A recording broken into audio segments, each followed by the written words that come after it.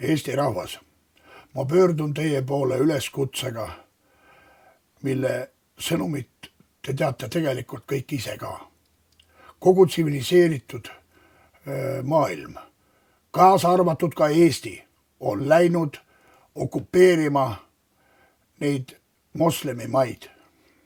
Nende maade okupeerimise käigus on need inimesed asunud võitlema. Nad võitlevad oma maa ja oma usu ja oma kommete eest. See ei ole meie sõda. Meil ei ole seda vaja. Meil ei ole vaja neid inimesi siia. Meil ei ole vaja neid inimesi hakata siin toitma, et nad siis hakkaksid siin muutma seda moslemi maaks.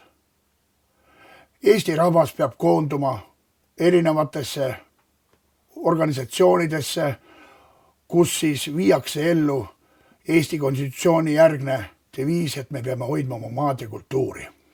Hiljem moodustame nendest organisatsioonidest kongressi, kus me liitume kõik üheks organisatsiooniks. Eesmärk on välja minna Euroliidust.